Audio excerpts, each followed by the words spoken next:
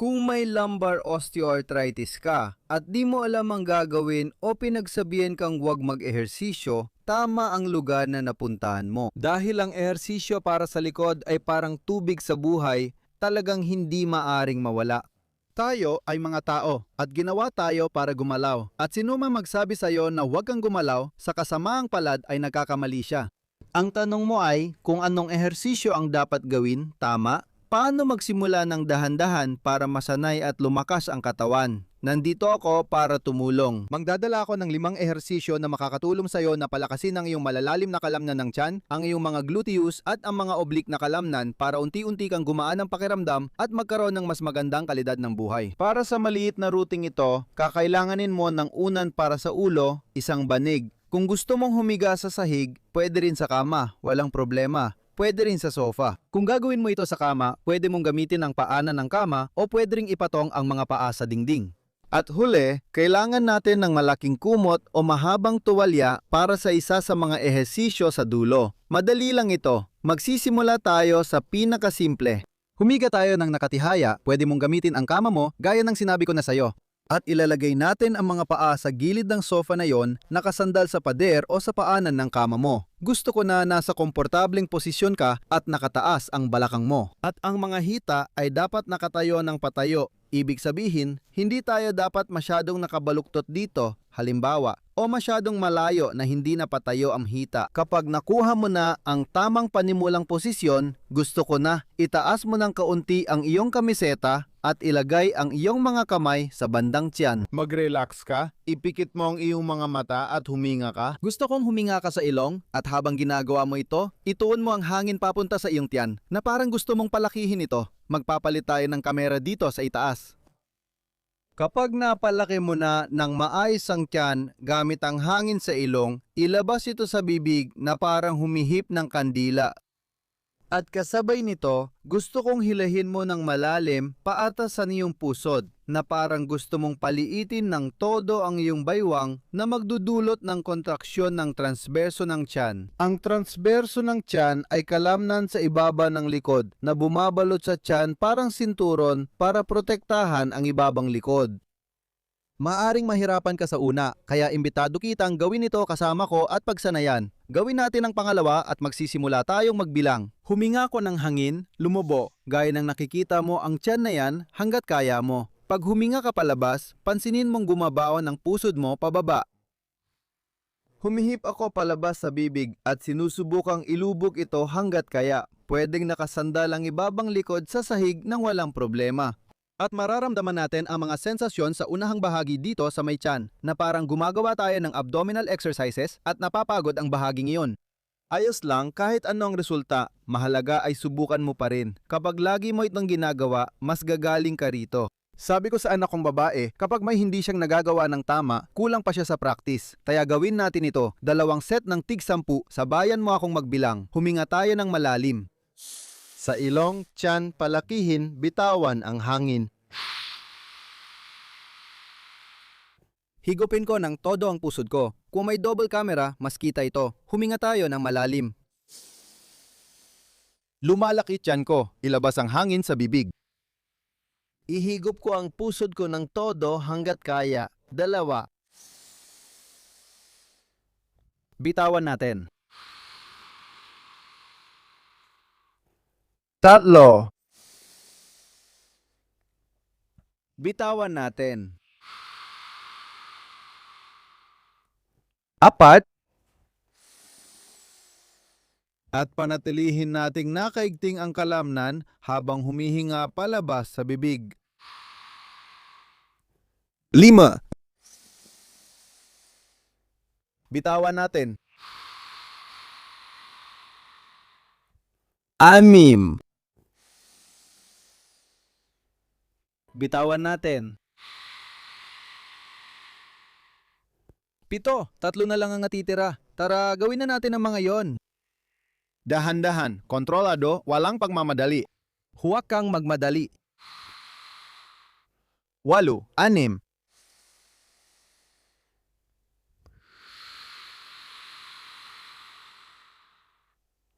Siyam.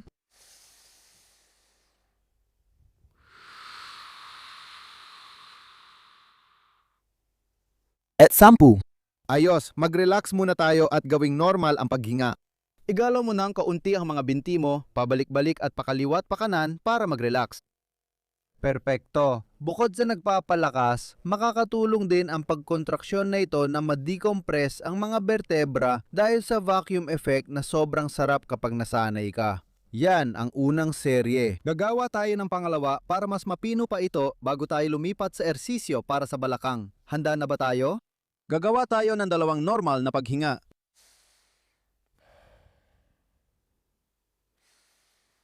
Simulan na natin. Ilagay ang isang kamay sa dibdib, isa pa sa tiyan, at subuking huwag hayaang umakyat ang hangin sa dibdib. Huwag itaas ang tadyang. Siguraduhin ang hangin ay sa tiyan mapunta. Simulan na. 2 kamera, 10 ulit. Huminga ako pababa. Pansinin na walang galaw ang dibdib. Bitawan ang hangin at ipasok ang pusod. Ang galing! Tignan mo dito kung paano nabubuo ang guwang. Hihinga ako. Binitawan ko. Ayos. Mag-concentrate ka. Pumikit ka, kumonekta ka sa mga kalamnan ng tiyan mo, 2. Bitawan natin.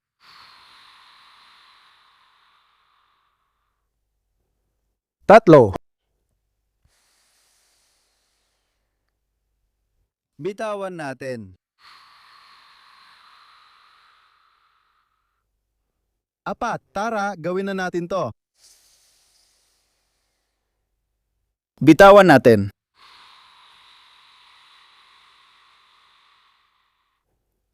5. Ang galing. Laging panatilihin ang kontraksyon ng kalamnan.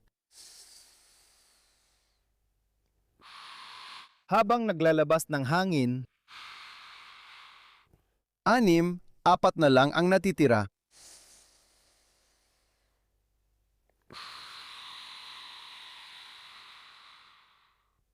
7, hindi lumalaki ang dibdib, tanging ang tiyan lang ang lumalaki.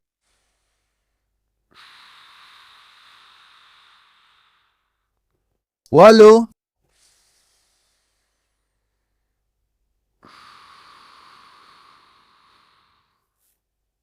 9, huling ulit. bitawan natin ipaloob ang pusod. At 10. Magaling! Ibalik natin ang damit sa ayos. Sobra na ang ipinakita natin. At huwag tayong magpalit ng posisyon. Ayos ba? Parehong postura. Patayo ang mga hita rito. Ipatong ang mga paa sa gilid ng sofa. Gamitin ang iyong mga kamay at ilagay sa ilalim ng puwitan, dapat nakadikit doon. Magsisisilbing gabay ito para malaman kung tama ang ating ersisyo. Tinatawag itong kontraksyong isometriko ng puwitan o ng mga glute. At sa madaling salita, kailangan lang nating i-activate ang mga gluteus na yan. Saglit lang ito. At pagkatapos, mag-relax. I-activate natin at mag-relax. Paano natin to magagawa? Pipigain natin ang ating mga puwit na parang may credit card sa gitna nila. O isang €500 na pera para sa mga nakatira sa Europa. O $500. Hindi ko alam kung meron nun.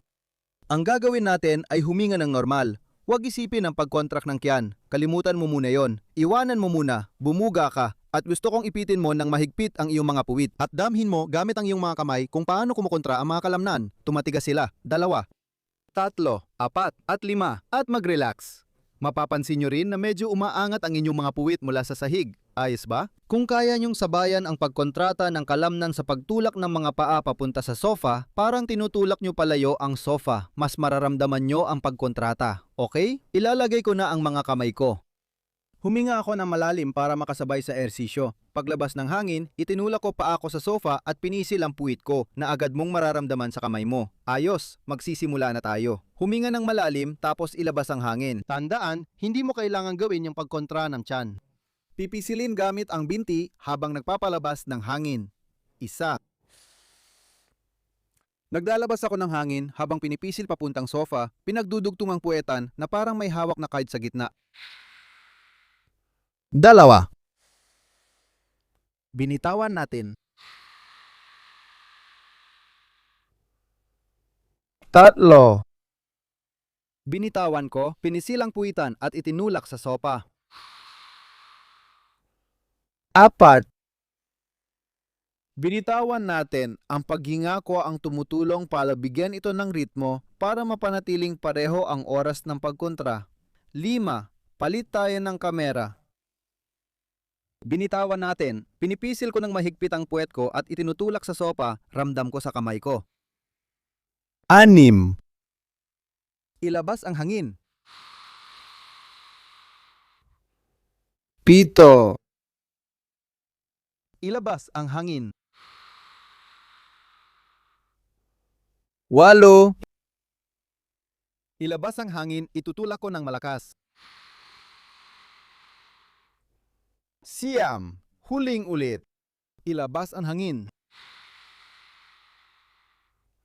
At 10. Magaling, aalisin ko ang mga kamay, gagalawin ko ng kaunti. Pansinin kung paano tayo nakagawa ng 2 ehersisyo ng halos hindi gumalaw pero ramdam pa rin ang pagtrabaho ng kalamnan.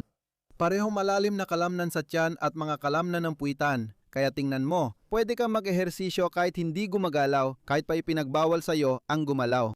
Tinatawag itong isometric na ehersisyo kung saan pinapagana ang mga kalamnan nang hindi gumagalaw at epektibo ito sa pagpapalakas ng kalamnan. Mas mababa ang tolerance o masakit kapag gumagalaw. Tara na sa second set, gawin natin to. Ibalik ang mga kamay sa puwitan, huminga ng maayos para sa ehersisyo. Ilabas ang hangin, itulak. 4 at 9. Ilabas ang hangin, itulak 2. Ilabas ang hangin at itulak. 3. Tandaan, pisilin ang puwet at itulak. Ilabas ang hangin at itulak. 4.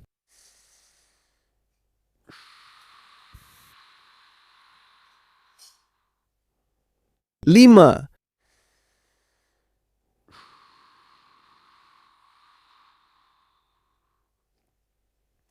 6. Itutulak natin. 7. Sige, 3 na lang. Tutulak na ako, hihigpitan ko ang puwet. 8. Tinutulak. 9. Tinutulak. At 10. Magaling, inaalis ko ang mga kamay ko, gumalaw ng kaunti at nire-relax ang ibabang likod.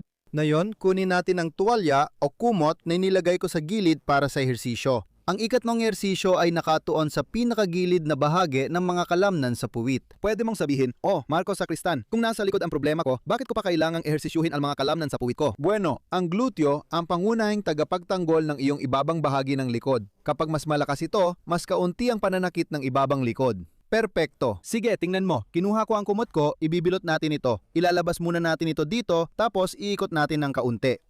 Ipapasok ko ito sa ilalim ng aking mga tuhod. Ilalagay ko ito sa ibabaw ng aking mga tuhod. At dito ang gagawin ko ay isang malaking buhol, hiilain ko, gagawa ako ng buhol. Pwede rin gamitin ang elastic band, kumot, pantalon, o kahit anong meron ka sa bahay. Gagawa ako ng pangalawang buhol para siguradong mahigpit ang tali. Mahigpit, isasara natin. Siguradong nakakapit ng maayos at mula dito, basta natin hihiwalayin ang mga binti. Siyempre, dapat kasing higpit ng buhol para hindi matanggal.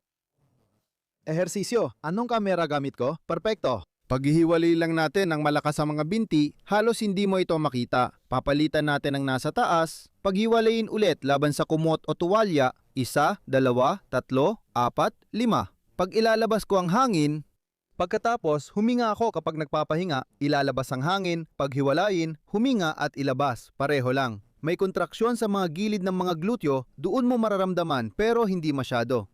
Isometric itong ehersisyo na may kaunting galaw pero aktibo ang kalamnan. Gawin natin, 2 set ng tig 10 ulit. Huminga lang tayo ng hangin, hindi sa tiyan, para maayos ang koordinasyon ng ehersisyo, ilalabas at paghiwalayin. Magaling, trabaho sa gilid ng binti, lalo na sa puwitan. Mga ehersisyo. 1. Bitawan mo. 2, 1, 2, 5, bitawan.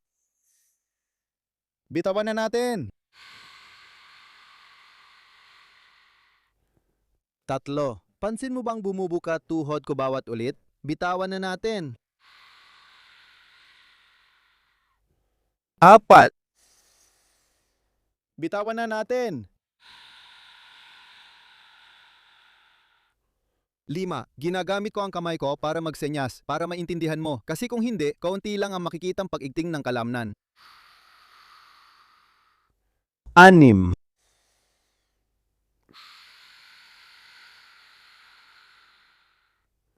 7.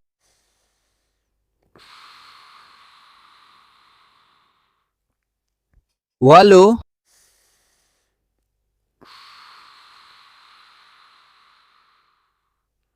9.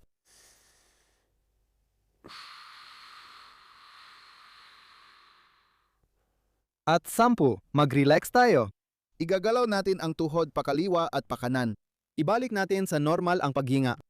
Napakaganda ng trabaho ng gluteus medius. Napakahalaga nito para sa kontrol ng balakang at, muli, napaka-importante para sa lahat na may kinalaman sa pananakit ng ibabang bahagi ng likod. Ayos, may isa pa tayong set. Susunod na ehersisyo ay para din sa mga abdominal pero sa pagkakataong ito sa mga transverse na kalamnan ng tiyan. Pagkatapos ito, tatayo tayo para sa huli nating ehersisyo. Isang plank variation na magugustuhan mo. Gawin na ang second set. Ayusin ang paa at maging komportable sa sahig. Huminga tayo para maayos ang ehersisyo, bitawan at ihiwalay. Palabas, malakas. 1. Bitawan, ihiwalay, palabas. 2, 3. Palit ng kamera, ihiwalay, bitawan. 3. Bitawan.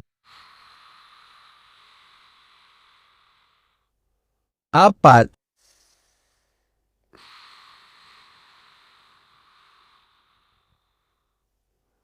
5.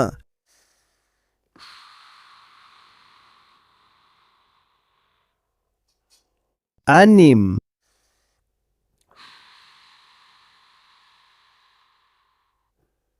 7.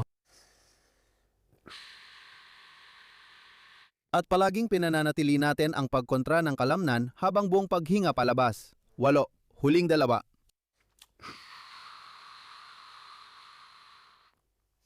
Siyam. At 10. Napakagandang pakiramdam sa gilid ng mga binti. Para sa akin, di kasing tindi ng naunang ehersisyo para sa puwitan, pero maganda rin. Alisin natin ang kumot na yan. Hindi natin kailangan yan ngayon, isang tabi muna. Heto ang huling ehersisyo, ehersisyong pahilis para sa tiyan. Ilapit mo ng kaunti ang puwitan mo pababa. Sa pagkakataong ito, mawawala na ang pagiging patayo ng femur. Lumapit ako ng kaunti papunta sa mga paa. Tulad ng nakikita mo, mas malaki na ngayon ang bahagyang pagbaluktot dito. At kailangan kong makarating sa posisyon kung saan komportable kong mailalapat ang palad ng aking kamay sa ibabaw ng tuhod. Kailangan kong lumapit pa ng kaunti. Kaya gumugulong ako ng kaunti hanggang mapasok ko ang tamang posisyon. Inayos ko ang pwesto ko at mula rito, mas maganda na. Umaabot na ang palad ko hanggang tuhod ko. At muli, gagawa tayo ng isometric na ehersisyo. Magkakaroon ng kontraksyon pero walang galaw. Mararamdaman mo lang ang pag-igting ng kalamnan. Aayusin ko ito ng mas maayos. Ang layunin ay habang pinananatili ang palad ng kamay laban sa tuhod, itulak mo ang braso mo pababa at ang tuhod mo pataas. Magkakaroon ng zero na puwersa, ibig sabihin parehong gumagamit ng lakas pero walang galaw. Tinulak ko pataas ng malakas habang ang kamay ko pababa. Ang ginagawa nito ay pinapakontrata ng pakrus ang mga kalamnan ng aking tiyan. Yan ang hinahanap natin na sabay sa paghinga. Gagawin ko ng 10 sa bawat gilid para makumpleto ang isang set. Kung magandang resulta, uulit tayo ng 2 set. Layunin nating palakasin ang gitnang bahagi at malalim na kalamnan ng tiyan na nagpoprotekta sa likod. Tara, gawin natin ito. Tandaan mo na wala kang makikita, kaya natin ito kinokordina sa paghinga para masundan mo ang ritmo. Ilalagay ko ang palad, hihinga, maglalabas ng hangin at itutulak ng malakas ang braso pababa. Tuwid dito, itutulak ko rin ang tuhod pataas. Itutulak ko ang tuhod isa. Mararamdaman mo yan sa tiyan, sa harap. sa pamamagitan ng pag-urong at pag-activate ng kalamnan. 2. Bitawan, 1. 3. Maaring mapansin mo ang kaunting panginginig. Ayos lang yan. Normal lang yan kapag mas intense ang mga ehersisyo natin para sa bahagi ng tiyan. 4. Bitawan natin. 1.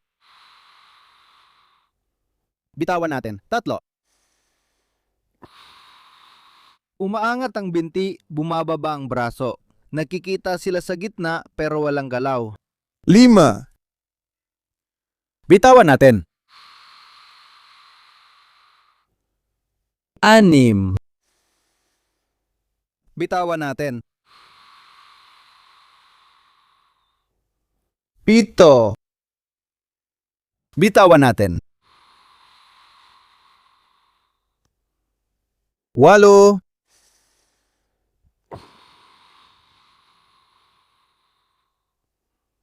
9. Huling ulit. Tara, gawin natin to. Tula. At 10. Ang galing. Ganun din, pero sa kabilang side naman ha. Braso na tuluyang nakaunat. Ulit tayo, palit kamera. Hinga muna ako. Hinga palabas at itulak. Paa ko pataas, pero itinutulak pababa ng braso ko para hindi tumaas. Iyan ang ginagawa ng isang pag-igting ng harapang kalamnan ng tiyan. 1. 2. 3.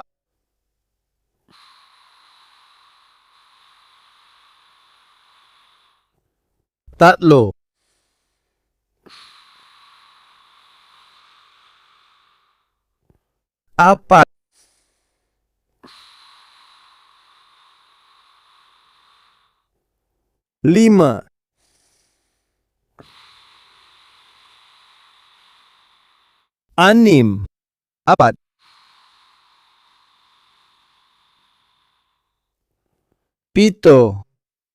7.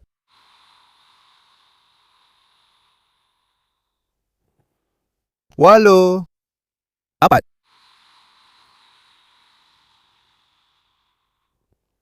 Siyam. Huling ulit.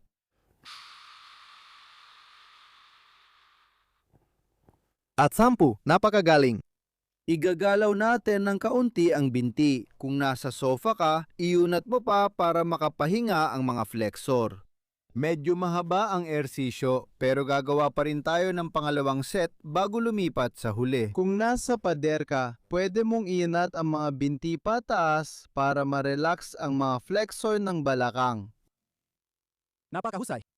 Ibalik natin ang mga binti sa gilid, ayos ba? Lalapit pa ako ng konti. Siguraduhin mong abot ng palad mo ang tuhod. Palitan natin dito at simulan na natin. Sige, kanang bahagi, kanang braso, kaliwang binti. Huminga, yunat ang braso, itaas ang binti, at pigilan ito gamit ang braso ko. 1. Bitawan, bitawan, bitawan. 2. Bitawan. 3. Bitawan. 4. Tara, gawin natin to. 5. Pinananatili ko ang pagigting sa buong paghinga palabas. 6.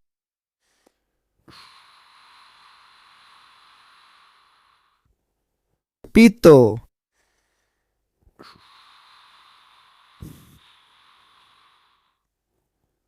8.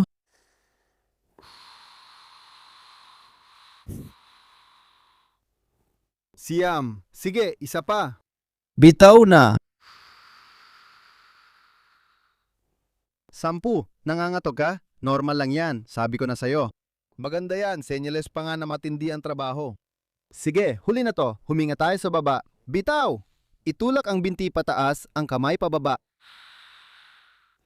1.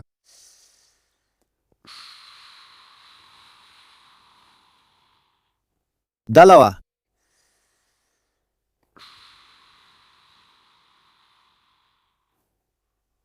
Tatlo.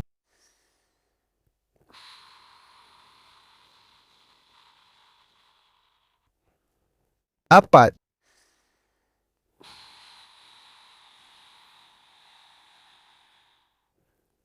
Lima.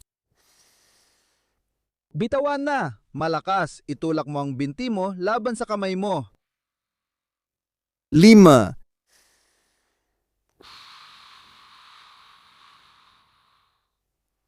Anim. Sige, apat na lang.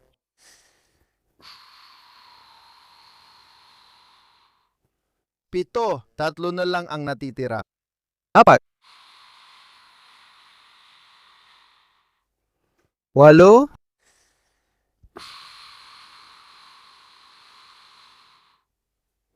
Siyam.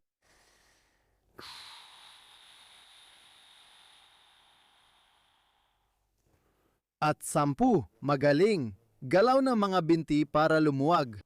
Dahan-dahan tayong tumayo para gawin ang huling ehersisyo malapit sa pader. Tara, gawin natin ito. Lumapit ka sa pader. Gagawin natin ang plank sa pinakasimpleng paraan. Kailangan nating gawin ang plank position sa pader habang sabay na gumagamit ng malalim na paghinga sa tiyan na natutunan sa unang ehersisyo para mas mapalakas pa ito. Hindi mo pagamay? Ayos lang. Pero mas mainam kung magawa mo ito para makuha ang benepisyo ng ehersisyo. Ilalagay natin ang ating mga bisig sa pader sa parang ang siko ay nasa harap mismo, tuwid na tuwid at nakatayo ng maayos. Mula rito, gagawa tayo ng maliit na hakbang paatras, bahagyang magkahiwalay ang mga paa at nakaturo palabas ang mga dulo. Bakit ko ito ginagawa? Kapag lumayo ka sa pader at dulo lang ng paang nakaharap, aangat ang sakong mo. Mali yun. Hindi mo kailangan sobrang yumuko. Ayos? Simple lang, maglakad ka ng maliit na hakbang paatras. Kung gusto mo mas mahirap, subukan mo at mag-evolve. Dapat tuwid ang linya mula balikat hanggang bukong-bukong ko. Ayoko nandito ang puwitan mo. Palabas at magkita sila dito papaloob. Mahalaga ito para magawa ng tama ang ehersisyo. Pahintulutan mo akong ayusin ito. Mula rito, basically nakaharap tayo sa harap. Panatilihin ang contraction ng abs habang humihinga palabas. Huminga ako papunta sa tiyan at habang nag-e-exhale, tinutulak ko ang pusod paatras hanggat kaya ko. Gawin ito hanggang sa 10 paghinga. Madali ba para sa'yo? Pwede pa nating paghiwalayin ang mga paa at yumuko pa ng kaunti pasulong para mas mahirapan ng plank. Gagawa tayo ng 10 ulit, ikaw at ako. Dapat mo itong maramdaman sa balikat pati na rin sa malalim na bahagi ng tiyan. Huminga ako, ilalabas. Ipasok ng maayos ang balikat hanggang dulo. Isa, relax ang puwitan, relax ang mga binti. Pero tuwid ang mga tuhod ha. Bitawan natin. Dalawa. Bitawan natin.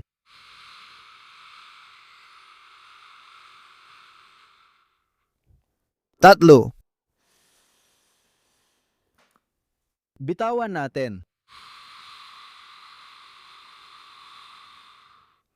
Apat, bawal sumandal ang ulo sa kamay ha. Bitawan natin.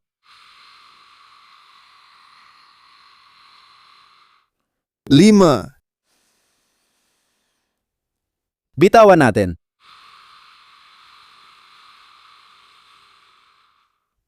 Anim.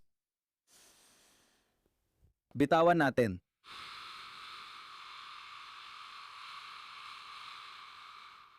Pito.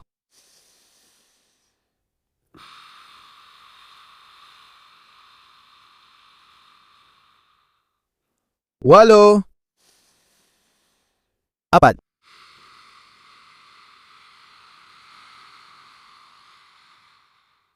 Siyam. Pakawalan natin.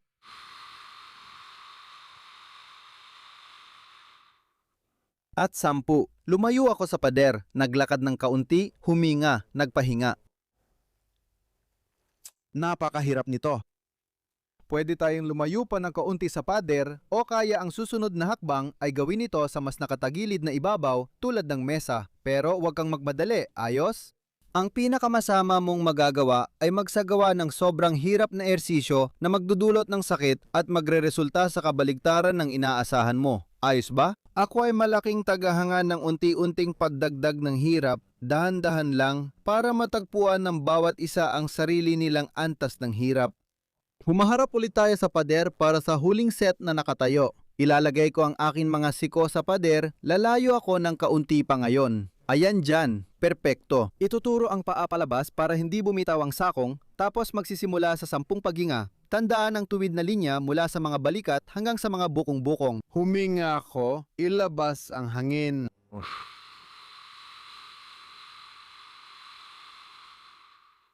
Isa.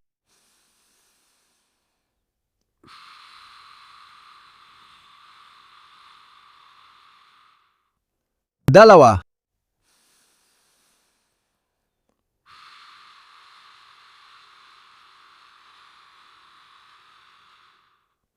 Tatlo.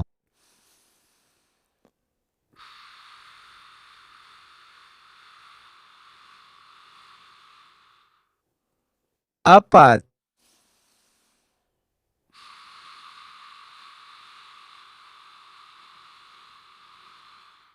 Tandaan mong ipasok ng mabuti ang tiyan kapag naglalabas ng hangin. 5.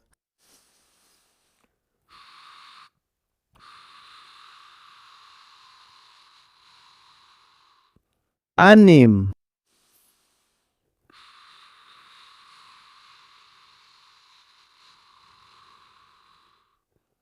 Pito.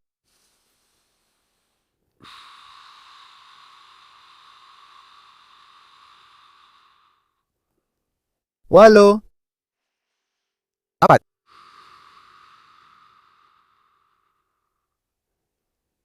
Siyam.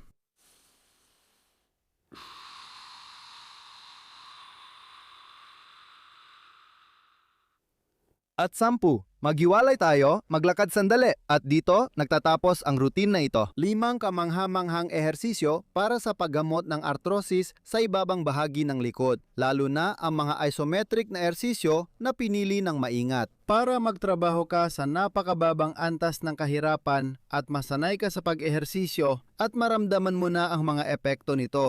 Iminumumkahi kong gawin mo ito 3 hanggang 4 beses kada linggo. Magpahinga ng 1 araw sa pagitan ng sesyon at subukan mo ito. Karaniwan, 2 hanggang 4 na set ng 10 ang ginagawa sa parehong ehersisyo, pero pwedeng baguhin depende sa sintomas mo. Panghuli, inaanyayahan kitang mag-subscribe sa aking newsletter dito. Malamang sa iyong kanan, may isang maliit na kahon na may icon na sobre kung saan maaari mong ilagay ang iyong email. Linggo-linggo, matatanggap mo ng libre lahat ng YouTube videos ko at maagang access sa lahat ng malalaking event ko. Mahigit 100,000 katao ang dumalo nung nakaraang taon pa lang. Maraming salamat sa pagtapos ng video. Sana maibahagi mo ito sa nangangailangan at bumalik ka paminsan-minsan para sa iyong kalusugan. Paalam mga kaibigan.